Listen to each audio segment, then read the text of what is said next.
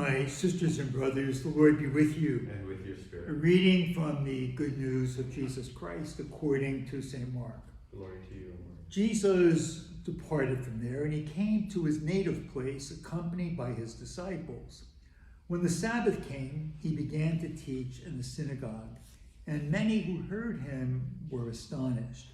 They said, "Where did this man get all of this? What kind of wisdom has been given him? What mighty deeds are wrought by his hands? Is he not the carpenter, the son of Mary, and the brother of James and Joses and Judas and Simon? And are not his sisters here with us?" And they took offense at him. And Jesus said to them, "A prophet is not without honor except in his native place, and among his own kin, and in his own house." And so he was not able to perform any mighty deeds there, apart from curing a few sick people by laying his hands on them. He was amazed at their lack of faith. The Gospel of the Lord. Praise to you, Lord Jesus Christ. And so, my sisters and brothers, I recently heard a story of a man who was getting ready to travel, and the day before he goes to a barber shop because he wanted to get his hair cut for his traveling.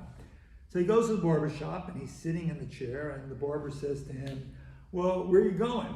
He says, "Well, I'm going to go to Rome." And the barber says, "Oh, Rome, it isn't all that it's cracked up to be. It really isn't. So I've been there and I really don't like it. It's not really a very nice place." And then he says, "Well, how are you going to get there?"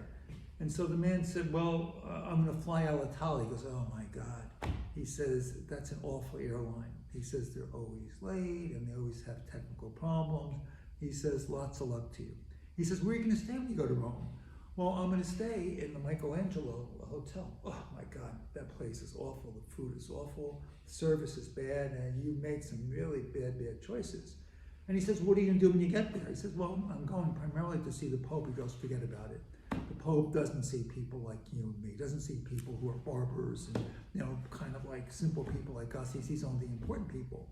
So anyway, this guy goes off to Rome with all of this advice that the barber gave to him. And he comes back from the trip, and he goes back to the barber shop. And he says to the barber, he says, "Listen, Rome was absolutely beautiful." He said, "Alitalia, not only was it good, they bumped me to first class. The Michelangelo Hotel, they couldn't do enough for me. As a matter of fact, the day of my audience with the Pope, they drove me to the Vatican." And he says, and I knelt down before the Pope, and he gave me a blessing. And so the barber said to him, "When you knelt down before the Pope to get the blessing, did the Pope say anything to you?" "Yeah," he says. He looked down and he says, "Where did you get that awful haircut?" And so it's very easy to look at the negatives. And obviously this barber saw life, the old story, the glass half full. And the fact of the matter is that sometimes that happens. We can get into that mold, if you will, where we see the negative in everything. And by the way, this is not to be Pollyannish about it. Anyone who smiles all day long is suspect. So this is not what I'm trying to say here. But then basically, I do believe that, there are negative things that happen. We do have negative experience. Everybody does, right? But we have a choice, I think, of letting go, right? To acknowledge that it's there, letting go, and then moving into another space. And so we see really in the gospel text today, these people in Nazareth are pretty negative. So Jesus shows up, this great prophet, who's the Son of God, who's working all these miracles. And instead of, being amazed and in awe of all these things that Jesus was doing, instead they're going, "Who is this guy? He comes from Nazareth? Nazareth is like a nothing place. And isn't he the son of Mary?" Which is an insult, by the way, that for Jews in the first century, you never identified yourself as the son of the woman. It was the son of the man. So it was really insulting. And then they go on to say, to make it worse, like the barber in the barbershop, "Can anything good come out of Nazareth?" And so they're blinded from seeing the Lord because they have chosen to stay in that negative space. And I really do believe it's a choice that we can make to move out of that space, however long it might take us. It's very encouraging to me in the second reading, where St. Paul is experiencing negative things within himself. He's experiencing the fact that there's a thorn in his side. He's experiencing the fact that there is weakness within him. He's naming it. And he's obviously not feeling too good about it because he's trying to get rid of it. But if you look at the reading carefully, he acknowledges what he's experiencing, his weakness, the thorn in his side, whatever that might be. And what does he say? He moves out of that space into another space, and he says, God says to me, my grace is enough for you, and in my weakness is my strength. When I was in charge of seminary students, it was important to me that they were in touch, not in a negative way, but they be in touch with their weakness. Why? If I'm not in touch with my weakness, I'm going to God as God. I want to go to God as an equal with my strength. And if in fact I'm in touch with my weakness, that in fact hopefully makes me more compassionate towards other people. I say this a little bit of tongue in cheek. I used to say to them, listen guys, try to make one mistake a day, but don't make the same one every day.